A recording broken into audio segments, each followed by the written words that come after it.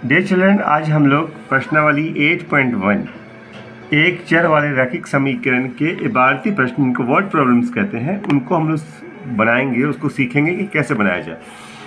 किसी संख्या के दुगुने में 8 जोड़ने पर 32 प्राप्त होता है, वो संख्या ज्ञात कीजिए। अब यहाँ पर कोई माना कि वह संख्या, जब भी इस तरह का प्रश्न हो तो आप उसमें मान लिया गया let the number be x, माना कि संख्या x है। अब किसी संख्या के दुगुने में x दुगुना करना होगा तो 2x का 2 करेंगे, 2x हो जाएगा। में 8 जोड़ने पर +8 = 32। ये आपने बना लिया तो पहला आपने काम सही कर लिया। अब इसको लिखेंगे 2x = यहाँ पर 8 को यहाँ ले जाएंगे तो यहाँ चूँकि प्लस है तो वहाँ माइनस हो जाएगा। 32 - 8, 2x = 24, x = 24/2। 2 के पहाड़ में आएगा ये 12 दफ़ा होगा, 2 एकम तो 2 4 होता है। x = 12। अब इसको आप ऐसे भी आप इसको चेक भी कर सकते हैं। चेक कैसे करेंगे आप? कहता है कि संख्या का दुगुना ने 12 का दुगुना करेंगे तो कितना होगा 24, उसमें 8 जोड़ेंगे तो कितना होगा 32। हो गया ना सही? तो होता है 2 × 12 + 8 = 32 होता है कि नहीं? देखिए 24 + 8 = 32। इसको आप चेक भी कर सकते हैं। क्वेश्चन नंबर 3 है कि किसी संख्या के 1/3 में 5/2 घटाने पर 3/2 प्राप्त होता है, वो संख्या ज्ञात कीजिए। फिर वैसे ही करेंगे, माना कि वह संख्या क्या है? x है। अब x का 1/3, यानी अगर इसको 2 तरीके से लिख सकते हैं, 1/3 x भी लिख सकते हैं, या इसको हम लोग डायरेक्ट लिख सकते हैं x/3। x/3 में से 5 घटाने पर -5/2 घटाएंगे, बराबर कितना होता है 3/2। तो 3/2 ऐसे लिखेंगे आप। अब आप देखिए कि जब भी इस तरह का 5/2 है ना, उठा के इसको यहाँ लाएंगे तो हो जाएगा x/3 = 3/2। चूँकि यहाँ पर माइनस तो यहाँ प्लस हो जाएगा, +5/2। और ये हम जानते हैं कि जब कोई भी संख्या, कोई 2 भिन्न ऐसे हों जिसके हर एक तरह के हों, यहाँ भी 2 है, यहाँ भी 2 है, यानी डिनोमिनेटर सेम है, तो हम डिनोमिनेटर को लिख देते हैं यहाँ पे, और जो न्यूमरेटर है उसका जो अंश है उसको जोड़ देते हैं एज इट इज जैसे वैसे। तो x/3 = 8/2। अब यहाँ पे क्या हो गया, यहाँ पर जब यहाँ डिवाइड होता है, यहाँ बट्टा होता है, तो वहाँ जाके क्या होगा, गुना हो जाएगा। लिखेंगे x = 8/2 × 3। x = अब इसको क्या करेंगे हम लोग, काटेंगे, 2 एकम 2, 2 चौका 8, x = 12 आंसर, यानी कि वो संख्या 12 हो गई। अब क्वेश्चन नंबर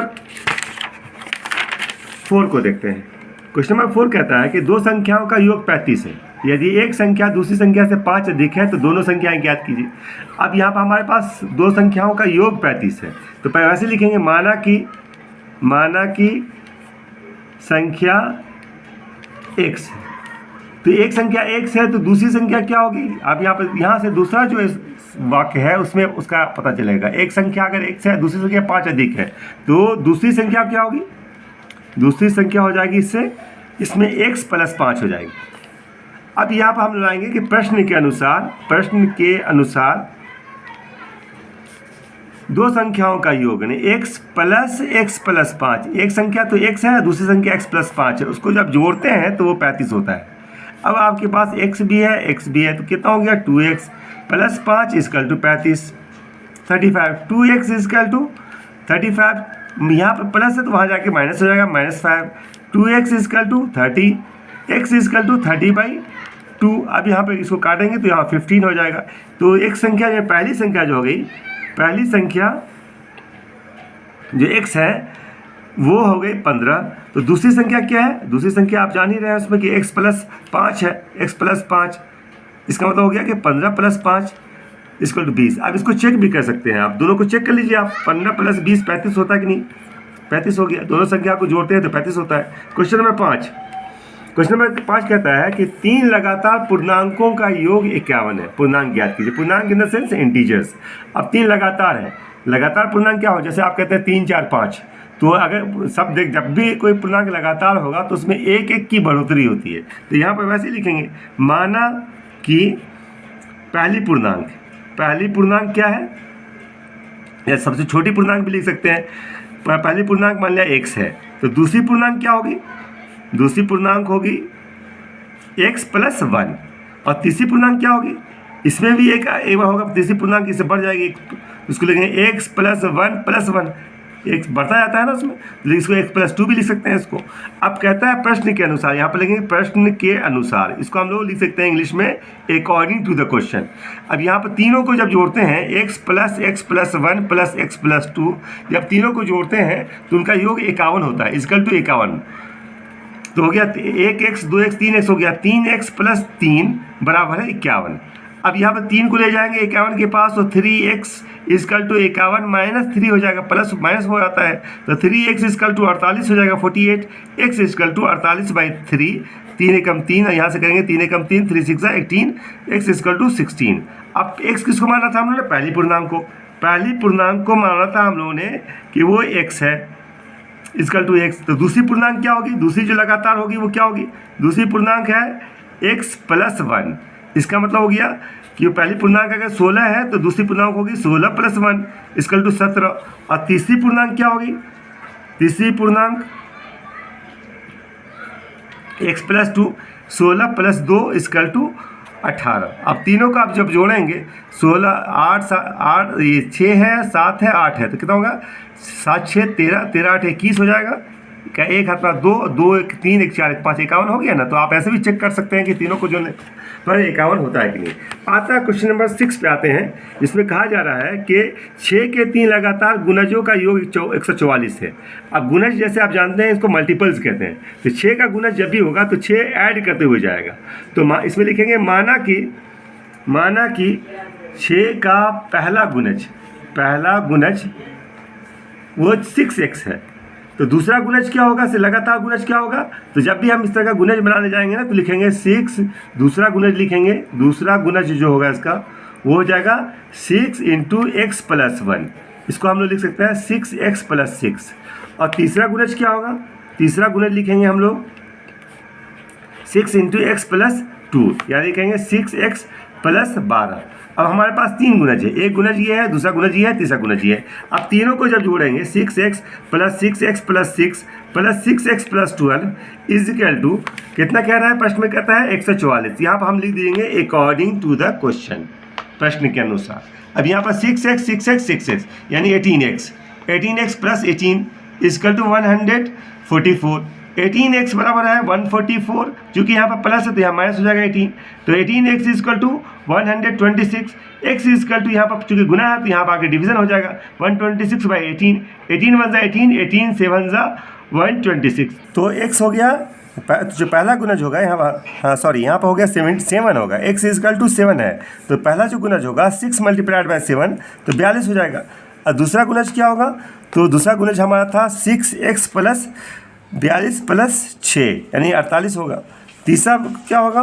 वो होगा कि 42 + 12 यानी कि 54 होगा, क्योंकि हमने यहाँ पर लिखते 6x + 12 था ये, और ये था 6x + 6। तो इस तरह से हम लोग तीनों गुणज इसको जब जोड़ेंगे आप तो 100 8 4 12 2 14 के 4 हाथ में 1 1 4 5 5 5 4 9 5 14 144 हो गया। इससे आप चेक भी कर सकते हैं इसको। अब आते हैं क्वेश्चन नंबर 7 पे। क्वेश्चन नंबर 7 कहता है क्या कि दो संख्याओं का अनुपात 2:5 है, तो और उनका अंतर 21 है, तो संख्याएं ज्ञात कीजिए। तो जब अनुपात इस तरह का जब हो ना तो लिखेंगे हम लोग कि यहाँ पर दिया हुआ कि दो संख्याओं का अनुपात 2:5 है, यानी कि आप संख्याएं क्या होंगी? जब भी संख्याओं की बात होगी तो उसमें x लगाएंगे। संख्याएं होंगी, पहली संख्या होगी 2x पहली संख्या, और दूसरी संख्या की होगी, दूसरी संख्या होगी 5x। अब कहता है कि प्रश्न में कहता है कि उनका अंतर 21 है। इसका मतलब ये हो गया कि 5x - 2x = 21। अब आप बोलेंगे कि 2x को पहले क्यों नहीं लिखा? चूँकि हमारे पास जो हल आया है वो है 21 आया है, यानी पॉजिटिव है। अगर हम लोग इसको 2x - 5x करेंगे तो -3x आ जाएगा, इसलिए हम लोग इसको हल को 5x में से 2x को घटाएंगे तो होगा 3x = 21, x = 21/3, 3 1 = 3, 3 7 = 21। तो पहली संख्या क्या होगी? 2x है, = 2 × 7 14 पहली संख्या हो जाएगी, 2x, और दूसरी संख्या होगी 5x, यानी 2 × 5 × 7 = 35। अब देखते हैं, दोनों का अंतर निकालेंगे। 35 में से 14 को निकालेंगे तो 21 होगा ना ये आंसर। इसको आप चेक भी कर सकते हैं। क्वेश्चन नंबर 8 है कि किसी कक्षा में बालक और बालिकाओं की संख्या का अनुपात 7:4 है। यदि बालकों की संख्या बालिकाओं की संख्या से 18 अधिक है तो कक्षा में कुल कितने विद्यार्थी हैं। बस जो पहला प्रश्न की था ना, बस उसी तरह का प्रश्न है कि लिखेंगे बालक एवं बालिकाएं, बालिकाओं का अनुपात 7:, आप लिखेंगे बालकों की संख्या लिखेंगे, तो बालकों की संख्या लिखेंगे, इसमें तो क्या लिखेंगे, बराबर 7x। बालिकाओं की संख्या, गर्ल्स की संख्या क्या होगी, बालिकाओं की संख्या इसका 4x। अब कहता है दोनों का अंतर प्रश्न के अनुसार कि बालकों की संख्या बालिकाओं की संख्या से अधिक है। प्रश्न लिखेंगे प्रश्न के अनुसार बालकों की संख्या यानी 7x = 4x + 18 अधिक है। अभी आपका इक्वेशन हो गया। इसका हम लोग क्या करेंगे कि 4x को यहाँ ले आएंगे। तो 7x - 4x = 18, 3x = 18, x = 18/3, 3 × 1 = 3, 3 × 6 = 18, x = 6। जब x 6 हो गया तो बालकों की संख्या क्या होगी, आप उसको बालकों की संख्या 7x है तो 7 × 6 42 हो जाएगी। बालिकाओं की संख्या क्या होगी, बालिकाओं की संख्या हो गया ये 4x, तो 4 × 6 तो 24 हो गया। आप देखिए दोनों का जब अंतर निकालते हैं, जब घटाएंगे दोनों को तो 18 आएगा ना, ये अंतर आ जाएगा। तो ये आपका, ये आप इसको चेक भी कर सकते हैं कि हमने जो क्वेश्चन का आंसर निकाला वो सही है। क्वेश्चन नंबर 9 देखते हैं।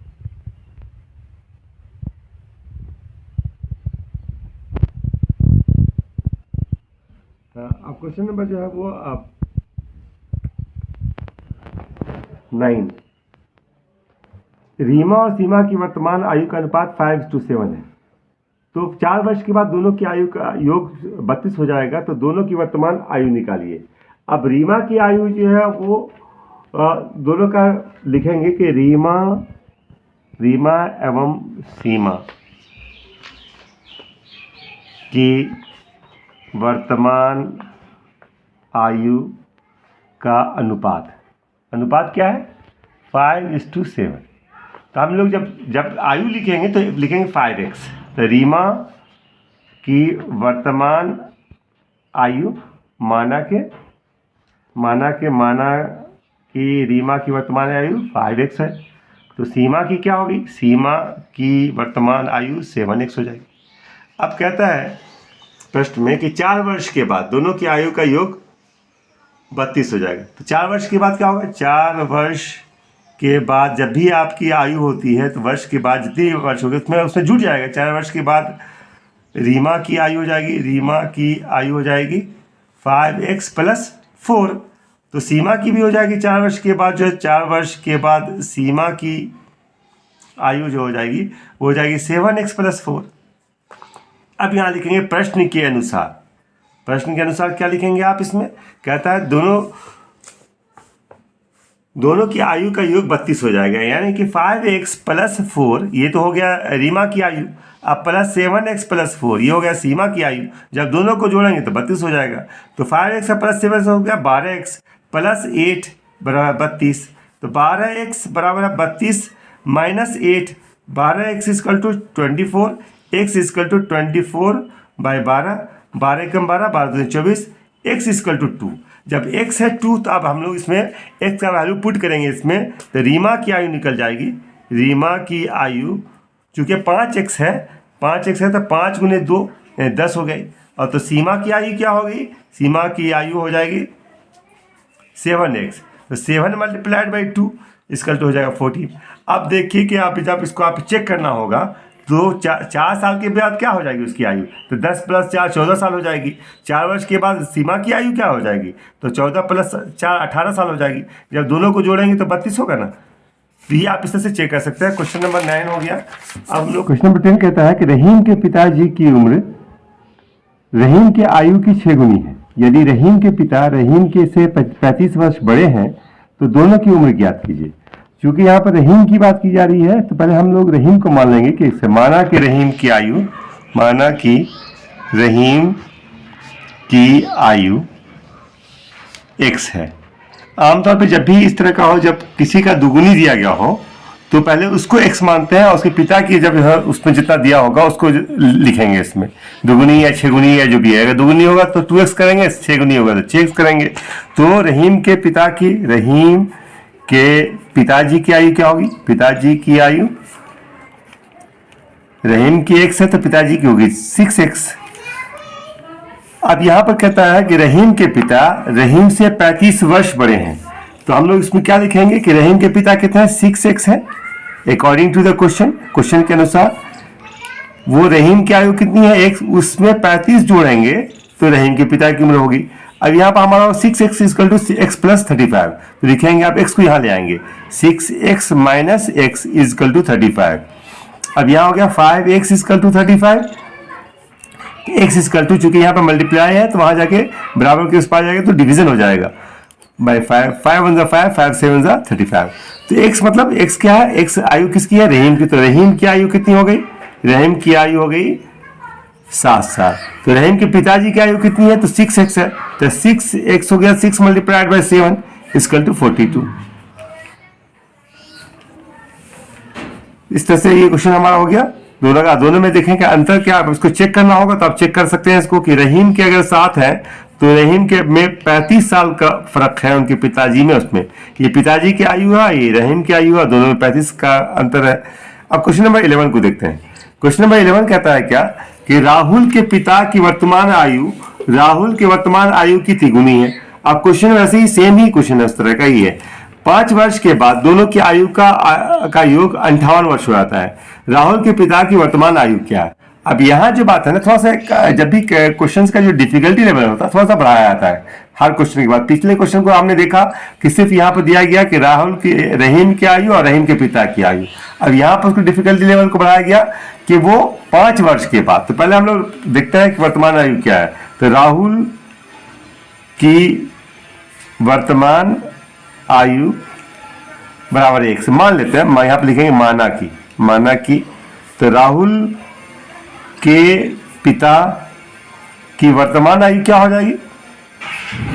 वर्तमान आयु हो जाएगी तिगुनी है तो 3x हो जाएगी। अब 5 वर्ष के बाद क्या होगा? 5 वर्ष के बाद राहुल की आयु क्या हो जाएगी? राहुल की आयु, जब भी आपकी एज जो है 5 वर्ष के बाद आपकी एज में 5 जुड़ जाएगा, तो यहाँ पर राहुल की आयु x है तो उसमें 5 वर्ष जोड़ेंगे। उसी तरह से 5 वर्ष के बाद राहुल के पिता की आयु, उसमें 5 वर्ष जुड़ जाएगा। तो अभी राहुल के पिता की आयु 3x है तो 5 वर्ष उसमें जुड़ जाएगा, 3x प्लस 5। और कहता है कि दोनों के आयु का योग जो है 58 हो जाएगा अकॉर्डिंग टू द क्वेश्चन के अनुसार कि x प्लस 5 और 3x प्लस 5 दोनों मिलाकर के कितना हो जाएगा? वो 58 होगा।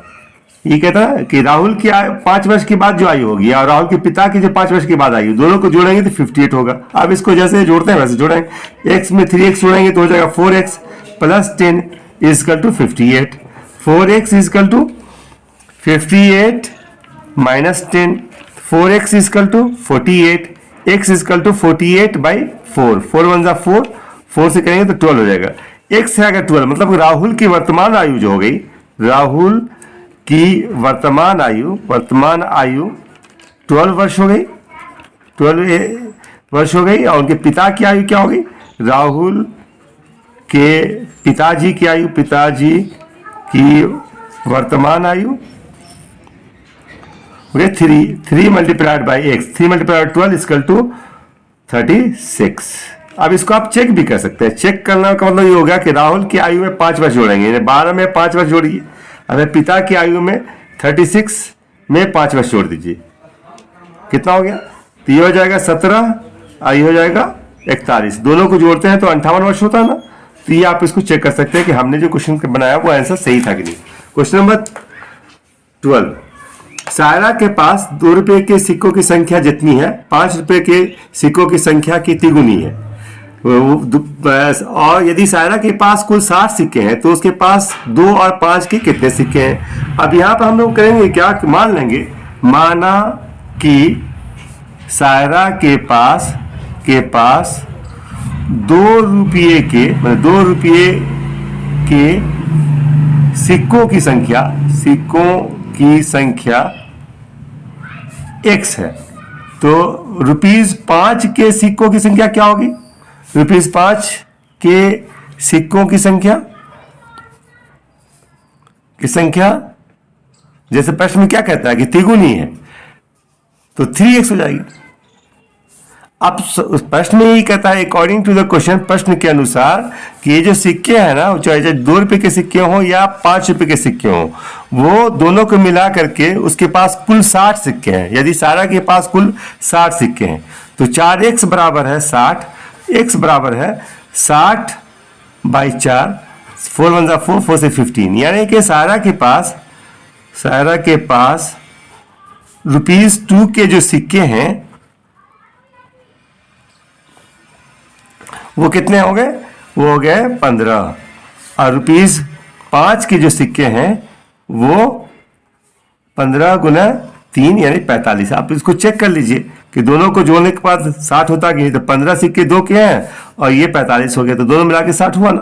तो इस तरह से आपका क्वेश्चन का जब भी बनाया कीजिए तो चेक भी कर लिया कीजिए। क्वेश्चन नंबर 13 कहता है कि जॉन के गुल्लक में ₹1, ₹2 और ₹5 के सिक्के हैं।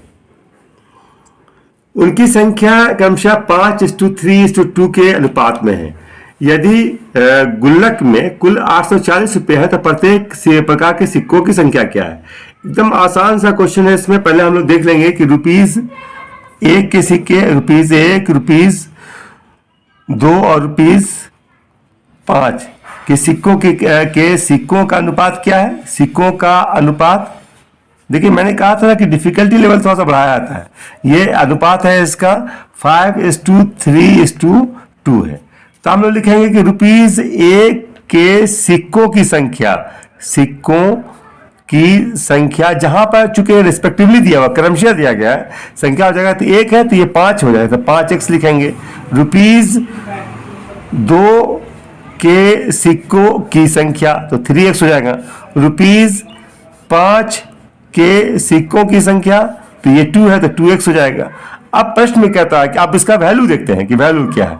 चूंकि 1 का सिक्का है तो 5x, तो आप इसका क्या होगा, उसकी जो वैल्यू हो जाएगी, उसकी जो वैल्यू जो होगी वो 1 के सिक्कों की वैल्यू, ₹1 के सिक्कों की वैल्यू या की कीमत, वैल्यू जो हो गई वो हो गई 5x multiplied by 1 equal to 5x। ₹2 के सिक्कों की कीमत वो क्या होगा, 3x मल्टीप्लाइड बाई 2, जो कि 2 वैल्यू होती है उससे तो 2 × 6x हो गया। और ₹5 के सिक्कों का हो गया कितना है, 2x, तो सिक्कों की संख्या उसकी वैल्यू 5 है तो हो गया 5 × 10x।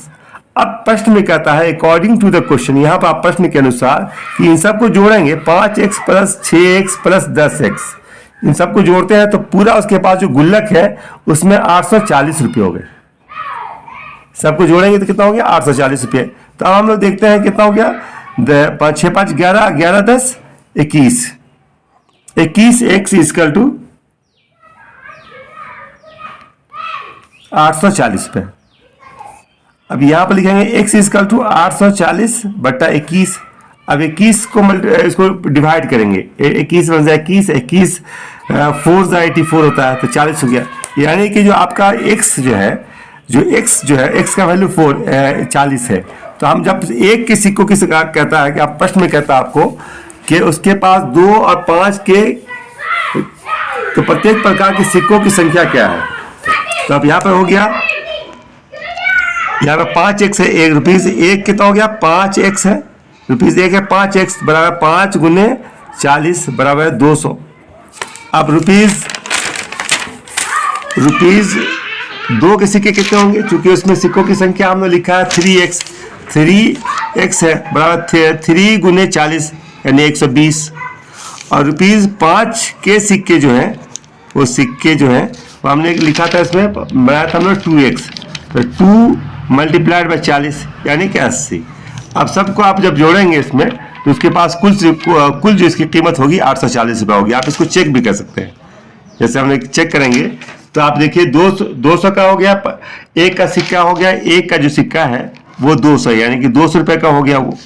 अब ये रुपीज एक का सिक्का 200 का हो गया, रुपीज 2 का जो सिक्का है उसके पास 120 है, तो 120 दूनी 240 हो गया, रुपया उसका 240 हो गया। और रुपीज 5 के जो सिक्के हैं वो कितना है 80 है, तो 80 को हम लोग 5 से मल्टीप्लाई करेंगे तो कितना हो जाएगा 400 हो जाएगा। 80 मल्टीप्लाई ये 80 है ना, तो 80 से करेंगे इसको हम लोग करेंगे इतना 2 को 120 है, ये 100 है, नहीं सॉरी 200 है, तो सबको जो हम लोग करेंगे तो हो जाएगा 0 4 840, तो हो गया ना 840। ये आप इसको चेक कर लीजिएगा इसको कि एक का सिक्का 200 है तो 200 रुपया हो गया उसके पास, 200 का सिक्का 120 है तो 240 हो गया, 5 का सिक्का 80 है तो 400 रुपया हो गया, इस तरह से 840 रुपया हो गया। क्वेश्चन नंबर 14 है कि एक आयताकार कमरे की लंबाई उसकी चौड़ाई की दुगुनी है, यदि आयत का परिमाप 48 मीटर है तो कमरे की लंबाई और चौड़ाई ज्ञात कीजिए। अब यहां पर जो हम लोग करेंगे, आयताकार क्या है, एक आयताकार कमरे की, तो मान लीजिए एक कमरा है, तो कमरा आप उसमें एक कर लीजिए कि एक आयताकार है यानी कि ये रेक्टेंगुलर है, उसमें उसकी लंबाई उसकी चौड़ाई की दुगुनी। ये जो लंबाई है आप लिखेंगे माना कि आयताकार कमरे की लंबाई।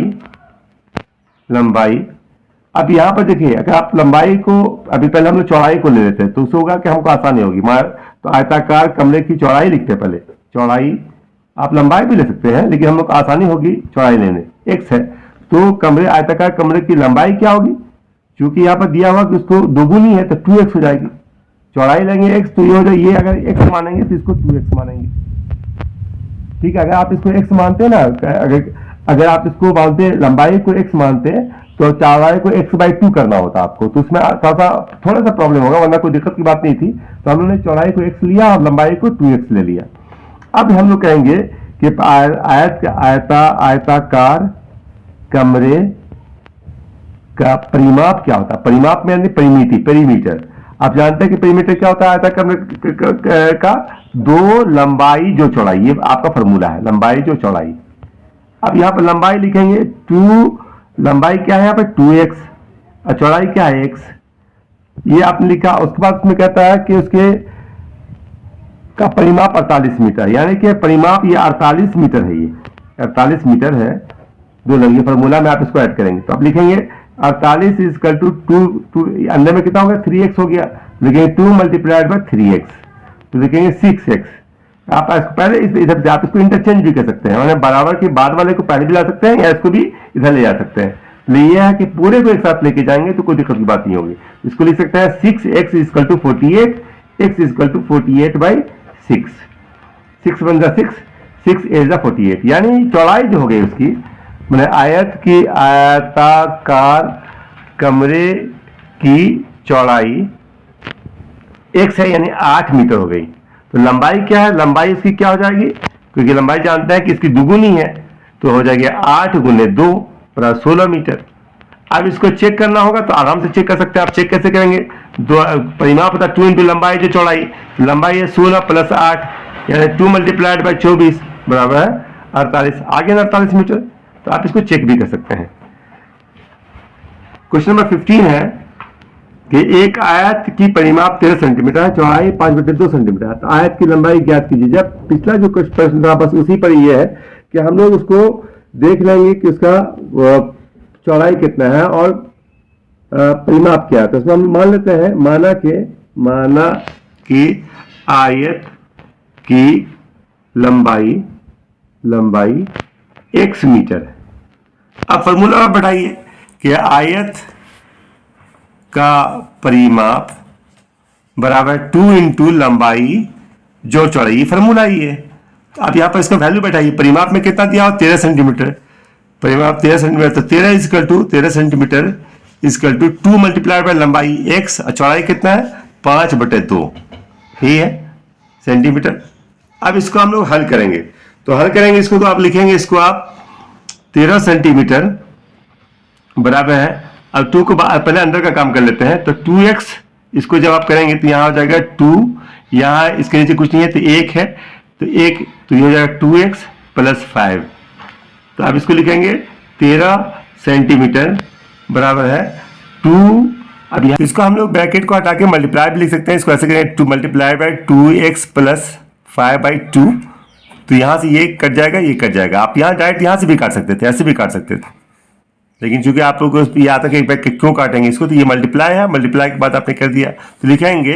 अब हमने आपको पहले भी लिखा था कि आप इसको जो जितना भी इसका है एक तरह रखेंगे, तो लिखेंगे 2x बराबर है। अब यहाँ पे लिखेंगे जैसे आप इसको पूरे को आपने लाया 2x प्लस 5 इक्वल टू 13, तो 2x बराबर है 13 माइनस 5, तो 2x बराबर है 8, x इक्वल टू 8/2 4।